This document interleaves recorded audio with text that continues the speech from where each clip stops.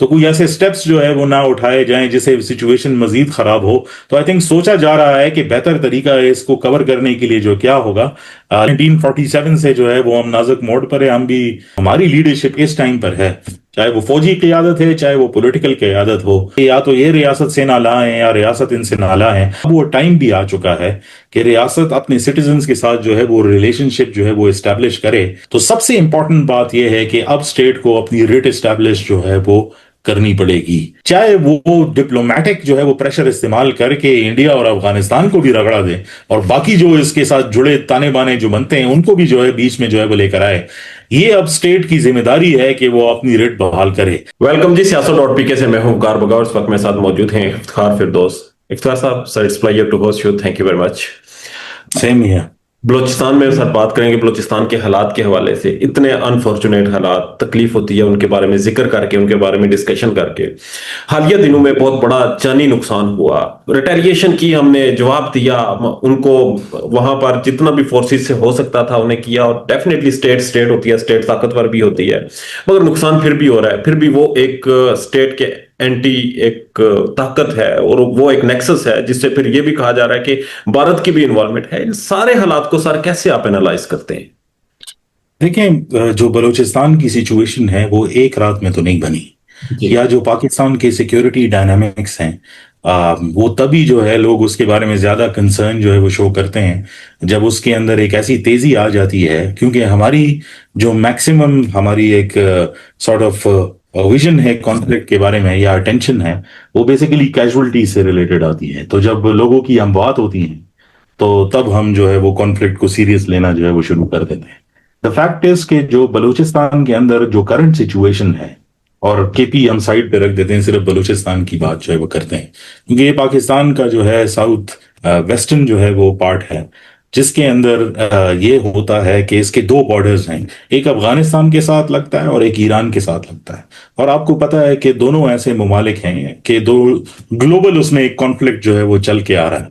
پھر بلوچستان کے اندر اپنے پولیٹیکل مسائل بھی ہیں, فائنینشیل ایشوز بھی ہیں, اور سب سے بڑا ایشو جو ہے وہ یہ ہے کہ بلوچستان کی جو آبادی ہے وہ اس کے رقبے کے لحاظ سے بہت کم ہے. اب اگر میں زیادہ ہسٹری میں نہ جاؤں اور پچھلے 2 مہینے کی بات جو ہے وہ شروع کروں, تو تقریباً یہ اندازہ ہو جاتا ہے کہ جتنے بھی نان سٹیٹ ایکٹرز ہیں, کلعدم تنظیمیں جن کو سٹیٹ الگ الگ ناموں سے پکارتی ہیں, وہ اپنے آپ کو الگ الگ ناموں سے پکارتے ہیں.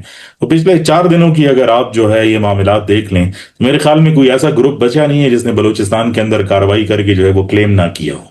اب بلوچستان کا جو ایشو ہے وہ صرف اور صرف جو ہے وہ بائیلیٹرل طور پر یا صرف اس کو انٹرنل ایشو کے اوپر نہیں دیکھ سکتے کہ یہ انٹرنل صرف پاکستان کا ایشو ہے, کیونکہ یہ کانفلکٹ جب بڑھتا ہے تو یا تو اس کے انٹرنل محرکات ہوتے ہیں, لیکن اسے بڑھ کر اس کے ایکسٹرنل محرکات ہیں. آج وزیر اعظم صاحب نے بھی بات کی ہے, اس سے پہلے D G I S P R نے بھی بات کی کہ اس کے اندر جو ہے انٹرنیشنل انوالومنٹ ہے. آئی تھنک اب وہ ٹائم آ گیا ہے کہ بلوچستان کے اندر جو ہو رہا ہے اس میں اب نیم کر کے جو ہے بتایا جائے کہ کس کس کی انوالومنٹ ہے. بھارت کا نام تو بہت کلیئرلی جو ہے وہ لیا جاتا ہے, اور افغانستان کا بھی, لیکن جو باقی یہاں پر پراکسیز ہیں ان کو بھی, ان کے بارے میں بھی جو ہے وہ بات اب کھل کے جو ہے وہ کرنی چاہیے کہ کون سا ملک کس کو جو ہے وہ سپورٹ کر رہا ہے. اور اگر پاکستان نے اپنی نیو فاؤنڈ لیوریج کو استعمال کرنا ہے, کیونکہ ابھی تک تو آپ آئسولیٹڈ تھے, اب آپ دنیا میں جو ہے وہ بیٹھ کر ثالثی جو ہے وہ کر رہے ہیں, تو اس پاور, اس طاقت کو جو ہے ڈپلومیٹکلی باقی ممالک کے لیے بھی استعمال کرنا چاہیے کہ ایشو جو ہے وہ کم ہو. لیکن جب آپ انالیسز مانگتے ہیں کہ فیوچرسٹک کورس آف ایکشن یا اسے آگے اب ہوگا کیا, تو ایک کلیئر لائن آف ڈیوائڈ جو ہے وہ نظر آتا ہے کہ جو بلوچستان ہے اس کے ساتھ جو ہے وہ کراچی کو بھی پیک کر دیا گیا ہے.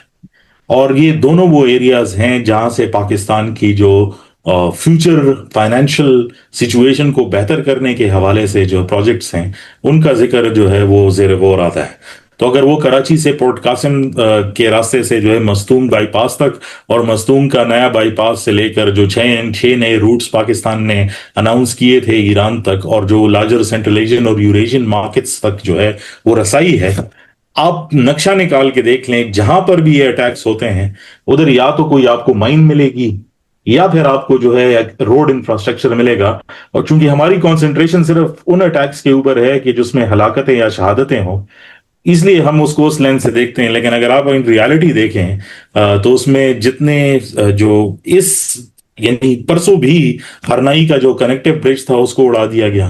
फिर एक ऑयल एंड गैस कंपनी को जो है वो टारगेट किया गया। इससे पहले जो बाईपास के ऊपर कनेक्टिव ब्रिज बनाए गए थे जिससे वो ट्रेड होनी थी, उनको भी उड़ा दिया गया। तो ये खबरों में नहीं आते क्योंकि हमारा कंसंट्रेशन लेवल जो है वो एक अलग साइड पे होता है।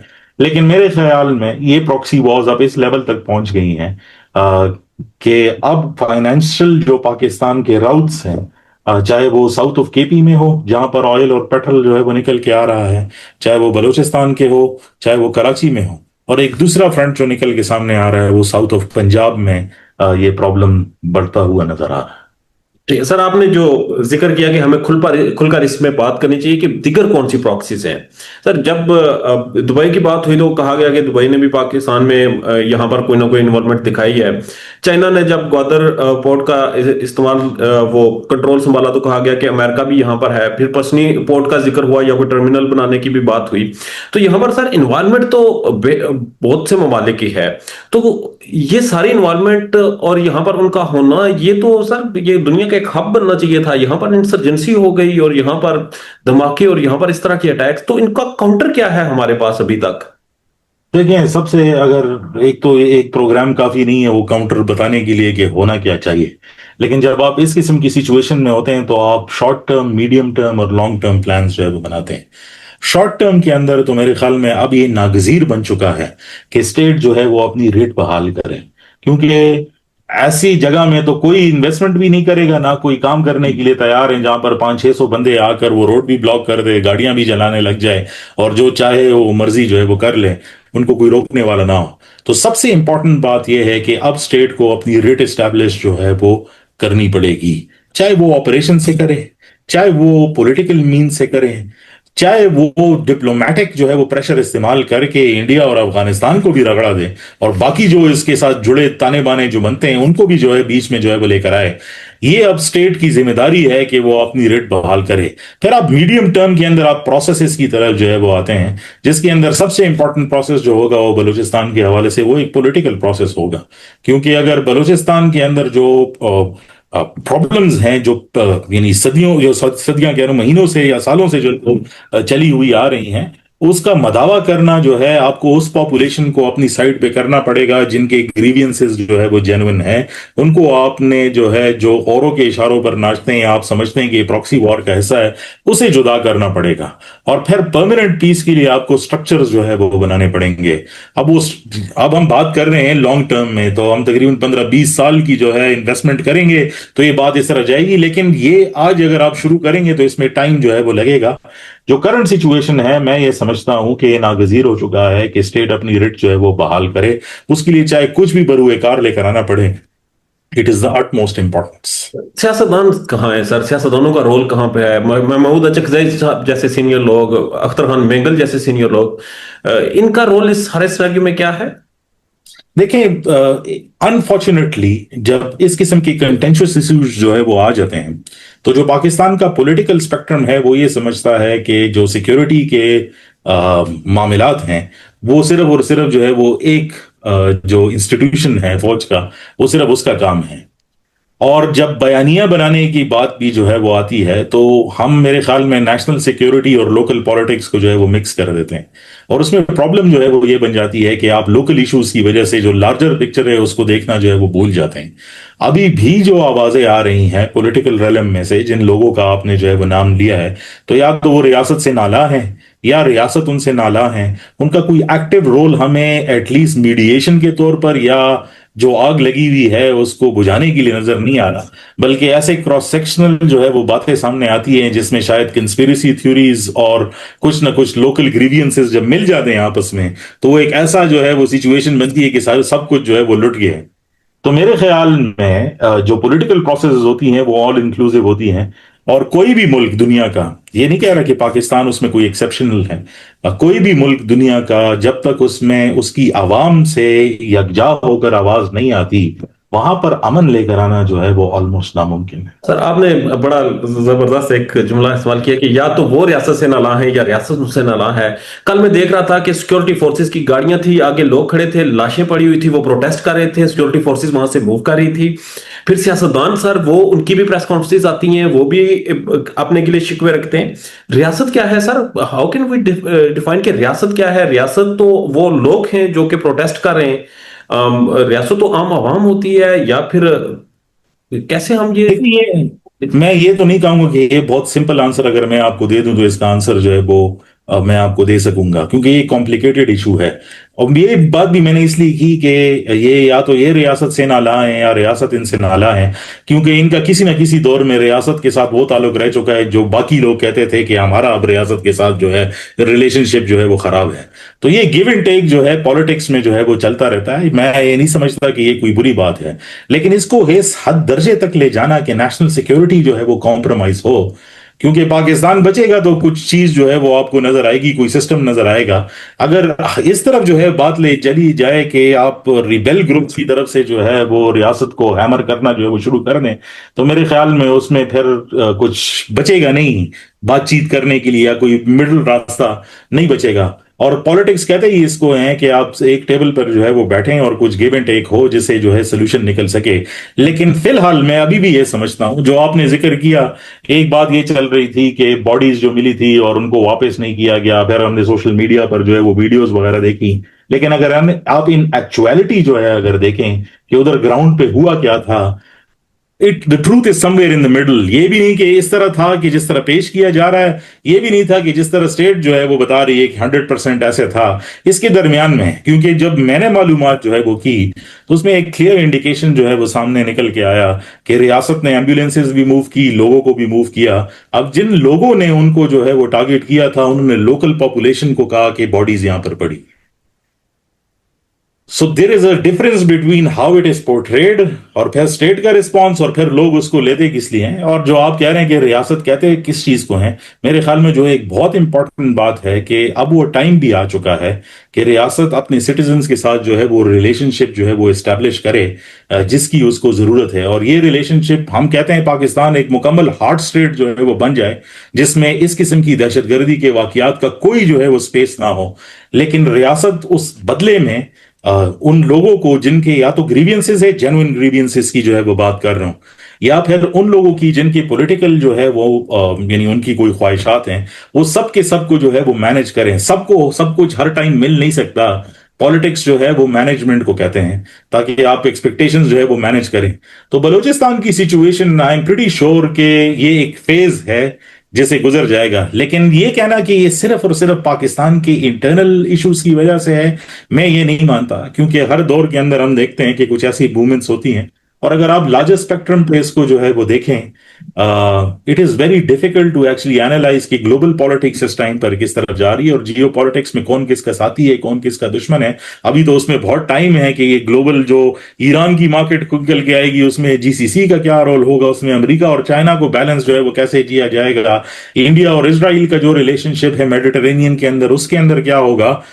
जब आप सी पोर्ट जो है वो ग्लोबली बना रहे हैं, जिसमें आपने दुनिया की ऑयल और ट्रेड और बाकी सारी एक्सपोर्ट का हिस्सा बनना है, तो इस किस्म की प्रॉक्सीज वॉर जो होंगी, जब तक चीजें सेटल ना होंगी, तो वो उसका एक वेव जो होगा वो पाकिस्तान को जरूर हिट करेगा। And I am very sure कि जो सिक्योरिटी के इदारे हैं वो इस बात की कॉग्निजेंस रखते हैं। एक बहुत बड़ी चीज ये भी होती है कि जब आप हार्ड स्टेट बनने के लिए, ऑपरेशन के लिए जाते हैं, तो आपको एक सिविल स्ट्रक्चर का भी ख्याल रखना पड़ता है, लोगों की मामलात के हवाले से भी जो है वो सोचना पड़ता है।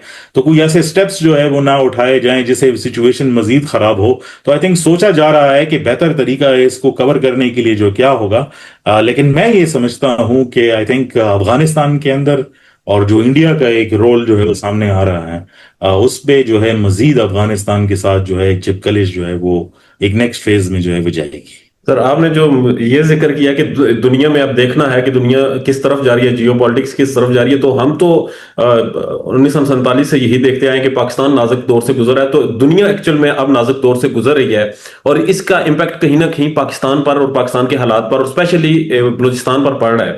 سر ایک طرف ہمارے وزیر داخلہ یہ کہتے ہیں کہ جی ہم ایک ایس ایچ او کی مار ہے، دوسری جناب پارلیمنٹ میں کھڑے ہو کر عادل خان بازئی کہتا ہے کہ ان کی تو میٹنگز ہی ایئرپورٹ پہ ہوتی ہیں اور ایئرپورٹ سے میٹنگ کر کے یہ واپس آ جاتے ہیں، حالات اتنے خراب ہیں۔